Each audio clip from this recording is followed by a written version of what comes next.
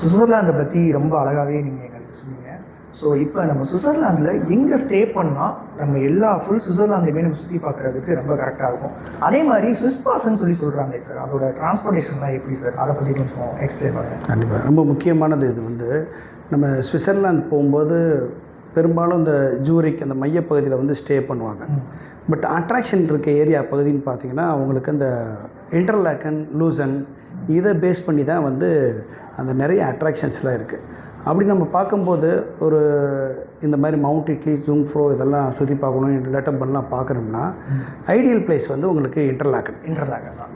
இன்டர்லாக்கனில் நீங்கள் ஸ்டே பண்ணிங்கன்னா உங்களுக்கு ஒரு 1 hour 1.5 hourக்குள்ளே இந்த ஏரியாவை நீங்கள் ரீச் பண்ணி பார்த்துட்டு வர முடியும்.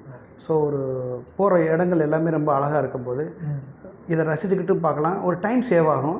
நீங்கள் எக்ஸ்பீரியன்ஸ் பண்ணுற அந்த இடத்துல போயிட்டு இப்போ ஜுங்ஃப்ரோ போகிறீங்கன்னா நிறைய டைம் உங்களால் எக்ஸ்பீரியன்ஸ் பண்ணுவீங்க. ஸோ ஐடியல் பிளேஸ்ன்னு பார்த்தோம்னா என்னோடய அனுபவத்தில் வந்து இந்த இன்டர்லாக்கன் அல்லது லூசன் இந்த பகுதியை தேர்ந்தெடுக்கிறது. இன்டர்லாக்கன்றது சென்டர், அது ஒரு சிட்டி உங்களுக்கு வந்து சுவிட்சர்லாந்தில் அது ஒரு சிட்டி. ஆமாம்.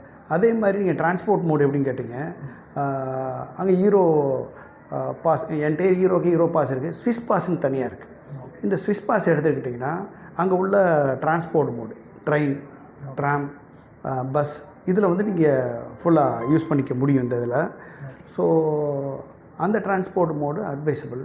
நீங்கள் வந்து ஒரு 2 பேராக போகிறீங்க, ஒரு 4 பேர் போகிறீங்கன்னா பெஸ்ட் ஆப்ஷன் அந்த ஸ்விஸ் பாஸ் எடுத்துக்கிட்டு நீங்கள் என்டையர் யூரோப்பில் எங்கே வேணாலும் போகலாம், எங்கே வேணாலும் வரலாம்.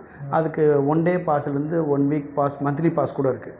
அது டிபெண்ட்ஸ் உங்களோட டூர் தேவையை பொறுத்து அது எடுத்துக்கலாம். இது நீங்கள் வந்து ஒரு 5 பேருக்கு மேலே இருக்கீங்க, 8 பேருக்கு மேலே இருக்கீங்க அப்படின்ட்டிங்கன்னா என்டையர் அந்த டூருக்கு வந்து நீங்கள் அங்கே வெஹிக்கிள் ஹையர் பண்ணிக்கலாம். வெஹிக்கிள் ஹையர் பண்ணிக்கிட்டிங்கன்னா அந்த டூரை நீங்கள் முழுமையாக கொண்டு வர முடியும்.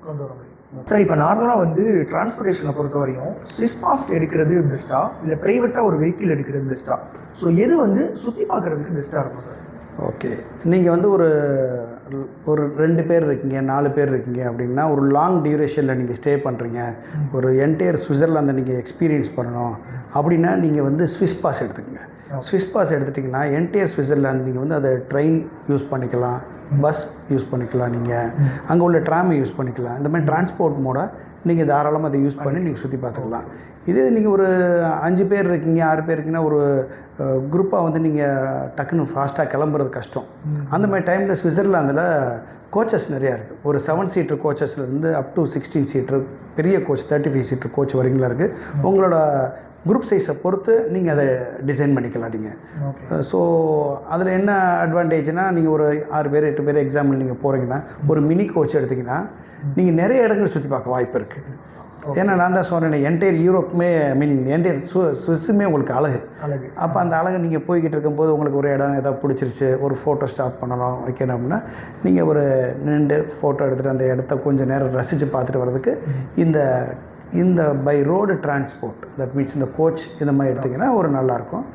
பட் எல்லா இடமும் முக்கியமான இடமும் பார்க்கணும், நாங்கள் 2 பேர் 4 பேர் தான் இருக்கோம் அப்படின்னா நீங்கள் ஸ்விஸ் பாஸ் எடுத்துக்கிறது பெஸ்ட். சார், சுவிட்சர்லாந்தில் வந்து ஃபுட்டு எப்படி சார்? ஏன்னா ஃபுட்டை பற்றி நம்ம கண்டிப்பாக தெரிஞ்சே ஆகணும். ஏன்னா நம்ம ஊர் பர்சன்ஸ்லாம் அங்கே போனாங்கன்னா ஃபுட்டை பற்றி ரொம்ப எதிர்பார்ப்பாங்க. ஸோ ஃபுட்டெல்லாம் எப்படி கிடைக்கும் சார், அதை பற்றி கொஞ்சம் சொல்லுங்கள். கண்டிப்பாக, குறிப்பாக வந்து இந்தியன்ஸ் எந்த அப்ராட் கண்ட்ரி போனாலும் இந்தியன் ஃபுட்டு கிடைக்குமான்டுவாங்க. அதுலேயும் நம்ம சவுத் இந்தியா பெல்ட்டில் நம்ம ஊர் சாப்பாடு கிடைக்குமானேன்னு கேட்பாங்க கண்டிப்பாக. இப்போ நம்மளோட ட்ரெண்டு தெரிஞ்சு பரவலாக எல்லா கண்ட்ரிலையுமே இந்தியன் ஃபுட்டுக்கு ஒரு முக்கியத்துவம் கொடுக்க ஆரம்பிச்சிட்டாங்க. ஸோ அந்த வகையில் பார்த்திங்கன்னா சுவிட்சர்லாந்தில் இந்தியன் ஃபுட்டு கிடைக்கிது. அதுவும் குறிப்பாக சவுத் இந்தியன் ஃபுட்டு நல்லாவே கிடைக்கிது. இட்லி, தோசை, பூரி, பொங்கல் இதெல்லாம் மாதிரி கூட கிடைக்கிது. என்ன இதில் ஒரு அதிர்ச்சியான விஷயம் நான் ஃபீல் பண்ணதுன்னா, அதிர்ச்சின்னு சொல்ல முடியாது, அங்கே உள்ள விலைவாசிக்கு அது கரெக்டு, நமக்கு அது அதிர்ச்சின்னு சொல்லலாம். ஒரு சாதாரணமாக ஒரு 2 இட்லி சாப்பிட்டோம்னா ஒரு 1500 ரூபா, ஒரு தோசை சாப்பிட்டோம்னா ஒரு 2000 ரூபாய், இவ்வளோ தான், ரொம்பலாம் கிடையாது, கூட கிடையாது. ஒரு தோசை 2000 ரூபாயா?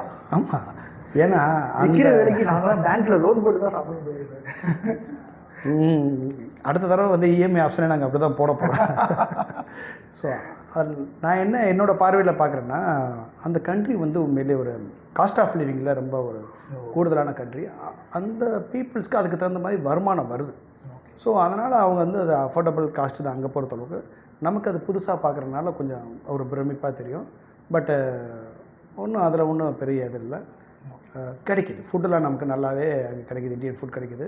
பட் பர்சனலாக நான் வந்து ஒரு அஸ் அ பேசஞ்சருக்கு நான் சொல்கிற ஒரு இது என்னென்னா, நம்ம எந்த கண்ட்ரி போனாலும் நம்ம ஃபுட்டு நம்ம இங்கே சாப்பிட்டுக்கிட்டு தான் இருக்கோம், வைக்கிற செய்கிறோம். அந்த ஊருக்கு போனோம்னா அந்த ஊர் ஃபுட் என்ன, அதோட டேஸ்ட் பார்த்து ஒரு டிஃப்ரெண்ட் வெரைட்டி ஆஃப் ஃபுட் அங்கே நிறைய இருக்குது. யூரோப் சைடில் நிறைய ஃபுட்டு இருக்குது அந்தந்த ஊருக்கு ஸ்டைலுக்கு தகுந்த மாதிரி. அதெல்லாம் நம்ம ட்ரை பண்ணி பார்க்கலாம். ஓகே. பார்த்தோம்னா நமக்கு அது இன்னும் கொஞ்சம் ஃப்யூச்சரில், ஏன்னா அந்த ஊர் ஃபுட்டு சாப்பிடும்போது கொஞ்சம் காஸ்ட் கம்மியாக இருக்குது. அங்கே லோக்கல் ஃபுட் வந்து அவங்க நிறைய ப்ரெட் ஐட்டம், அங்கே பீஃபு, போர்க்கு, சிக்கன் எல்லாமே கிடைக்கிது. அதில் டிஃப்ரெண்ட்டாக வெரைட்டியாகவும் கிடைக்கிது. ட்ரை பண்ணி பார்க்கலாம். கண்டிப்பாக சார். என்ன தான் வந்து நம்ம இங்கேருந்து டூர் போனாலும் அந்த டூரில் நம்ம என்ன காரில் போக போகிறோம், ஏன்னா காரில் பஸ் வந்து நிறைய இருப்பாங்க. ஸோ உங்களுக்கு வந்து என்ன மாதிரியான கார் வந்து ப்ரொவைட் பண்ணாங்க? ஸோ அதோட அந்த ரோடு எக்ஸ்பீரியன்ஸ் பற்றி சொல்லுங்கள், எப்படி இருந்துச்சு? நீங்கள் சொல்ல கரெக்டு தான். ஃபாரின் போகும்போது நமக்கு இந்த பென்ஸு, ஆடி, பிஎம்டபிள்யூ நம்ம ஊரில் பார்க்கும்போது அது பிரம்மாண்டமாக தெரியும். ஆனால் அங்கே போய் பார்த்ததுக்கப்புறம் அங்கே எல்லாமே அங்கே தான் ஓடுது. ரொம்ப ஹையர் எண்டு கார் தான் இருக்குது. லோயர் எண்டு காருன்றது ரொம்ப கம்மி தான். ஸோ எல்லாம் ஹையர் எண்டு கார் தாங்க. ஸோ நம்ம ஒரு டூருக்காக ஒரு வெஹிக்கிள் ஹையர் பண்ணும்போது நமக்கு கண்டிப்பான முறையில் ஹையர் எண்டு தான் வரும். அதில் எங்களுக்கு வந்தது ஒரு பென்ஸோட ஒரு கார் வந்து 7 சீட்டர் கார் வந்துச்சு. சூப்பர். அதில் இன்னும் ஒரு குறிப்பாக சொல்லணும்னா, நமக்கு வந்து ஒரு சிங்கள தமிழ் பேசக்கூடிய ஒரு தமிழர் தான் வந்திருந்தார். ஒரு டிரைவராக வந்திருந்தார். அவர் டிரைவர்னு சொல்லக்கூடாது, அப்படி எங்களை வந்து பர்சனலாக அவர் டேக் கேர் பண்ணிக்கிட்டார். நாங்கள் அவர் அண்ணன் தான் கூப்பிட்டு இது பண்ணோம். அவ்வளோ அந்த ஒரு லோக்கலில் உள்ள அந்த டூரிஸ்ட் பிளேசஸ் எல்லாமே அவ்வளோ அழகாக தெரிஞ்சு வச்சுருந்தாங்க. கரெக்டாக அங்கே இன்னொன்று வந்து அந்த மேப் என்ன டைம் காமிக்குதோ அந்த டைமுக்கு வண்டி போய் சேர்ந்துருது. ஷார்ப்பாக இருக்குது. அந்த ரோடில் ஏதாவது எங்கேயாவது ஒரு டிராஃபிக் இருந்துச்சுன்னா அவங்களுக்கு வந்து இன்டிமேஷனே வருது. ஒரு வாய்ஸ் கமாண்டாக வந்து காருக்குள்ளே வந்து இந்த இடத்துல இந்த டிராஃபிக்காக இருக்குது நீங்கள் அப்படின்னு சொல்லிட்டு ஒரு அலர்ட் மெசேஜ் வருது.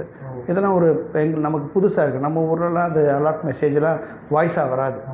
நாங்கள் பாட்டு கேட்டுக்கிட்டு போகிறோம், அது டிஃபால்ட்டாகவே அந்த காரில் ஆடியோ வருது. ஸோ ரொம்ப நல்லா இருந்துச்சு. அது வந்து நாங்கள் எங்கள் K4 கஸ்டமருக்கு ஆன் ரெக்வஸ்ட் கேட்டாங்கன்னா நாங்கள் தமிழ் டிரைவர் நாங்கள் ப்ரொவைட் பண்ணுறோம். கண்டிப்பாக. ஏன்னா இதுவே ஒரு புதுசான ஒரு கான்செப்டாக இருக்குது. சுவிட்சர்லாந்தில் நம்ம தமிழ் பேசுகிற ஒரு டிரைவருன்றது பயங்கரமான ஒரு தமிழ் டிரைவரும் இருக்காங்க. கோஆர்டினேட் பண்ணுறதுக்கு தமிழ் ஸ்பீக்கிங் அங்கே எஸ்கார்ட்டு அங்கே இருக்காங்க. நம்ம அந்த சர்வீஸை நம்ம கஸ்டமருக்கு கொடுப்போம். Okay sir.